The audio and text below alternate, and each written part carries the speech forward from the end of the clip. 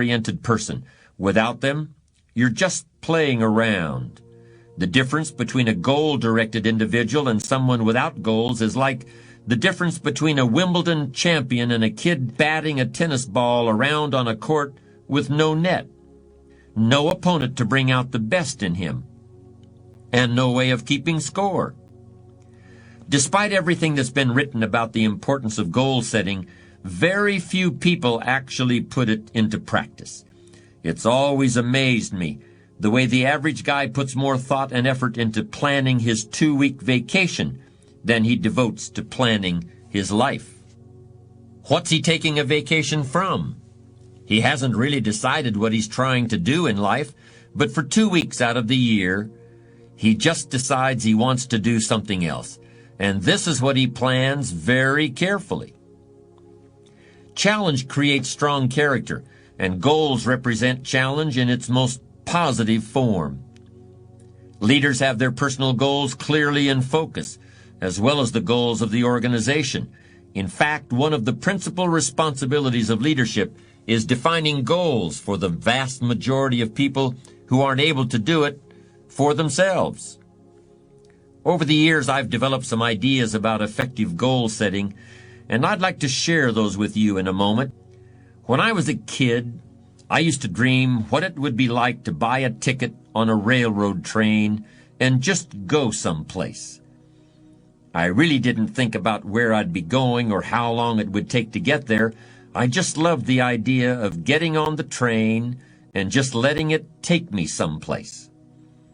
I guess there's still something appealing about that idea, but it's not really the way you want to live your life as a mature human being. When you grow up, you buy a ticket on a train or a plane because you want to go someplace, and you know exactly where you're going. You may have to change planes in a different city, your flight may be canceled, and you may have to switch to another flight. You may not feel like talking to the person seated next to you, but you will persist. You know where you're headed, and you're quite determined to get there. That's goal-directed behavior in its simplest form.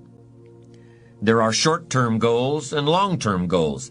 Sometimes you're flying across the country, other times you're just walking down to the corner grocery store.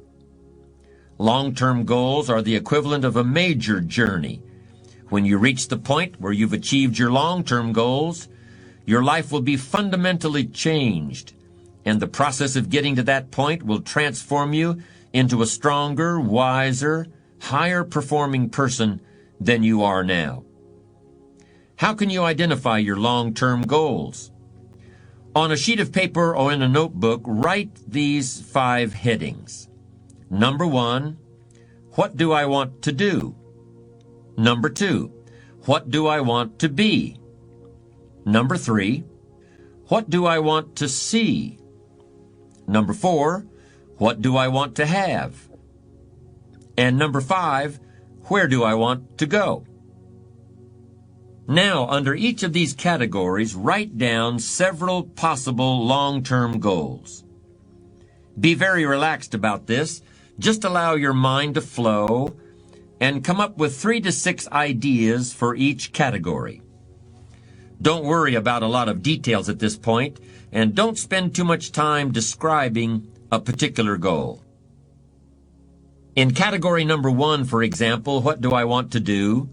Suppose you want to write a book about the history of your family, going back to the arrival of your great-grandparents in the United States. Just quickly jot down family history. Then as you look down the list of categories, it occurs to you that you've always wanted to see the pyramids in Egypt, so you write pyramids. Keep writing down ideas as long as the list of categories continues to inspire you. You'll probably be surprised at some of the things that turn up. You may have kept a great many desires and aspirations hidden in the back of your mind, but the opportunity to write them down will move them to the forefront of your consciousness. That's one of the benefits of this technique. When you're satisfied with your list of long-term goals, read through the list once again. Then, beside each item, write the number of years that you believe it will take you to achieve that particular goal. It's best to round off the numbers into 1 year, 3 year, 5 year, 10-year categories. For example, you may estimate that it will take you 10 years to research and write the book on your family history. But you'll need only 5 years to get yourself into a position where you can take a trip to the pyramids. Create a time frame like this for every one of your long-term goals. Immediate goals, those that will take less than a year to achieve, are important too, of course, and we'll deal with those separately in a moment. When you're finished entering your time frames, there should be a fairly balanced distribution of all your goals. If there are many 1- and 3-year objectives, but only a few in the 10-year category, maybe you need to think more about what you really want your life to add up to. What kind of life you really want to build over the long run. But if there's a preponderance of 10-year goals, and relatively few of the shorter-term variety, this may be an indication that you're putting things off, that you're focused too much on where you'll be at the end of the day and not enough on what you can accomplish right now. Keep working on your list, adding and subtracting goals with various time frames until you've created a more or less even distribution. Now comes the really challenging and interesting part. So far, you've just been adding things to the list, but now it's time to start making some selections. Now you're going to start asking yourself what's really important compared to what might just be sort of fun. Choose 4 goals from each of the 4 time frames, 1 year, 3 year, 5 year, and 10 year. Now you have 16 separate goals. So far, you've only referred to them in shorthand fashion, but now you're going to start seeing them very, very clearly in your mind's eye. You're going to see each goal just as if it were being realized this very minute. And you're going to write down a detailed description of exactly what you see.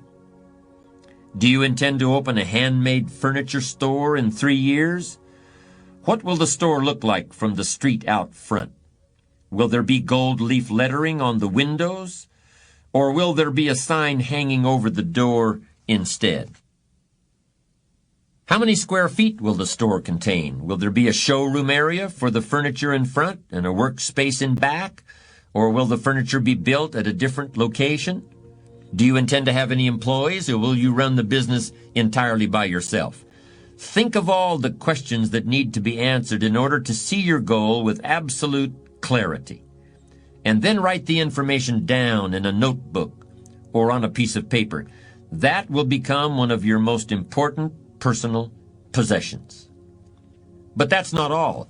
Any goal is a powerful motivator only if there's a powerful reason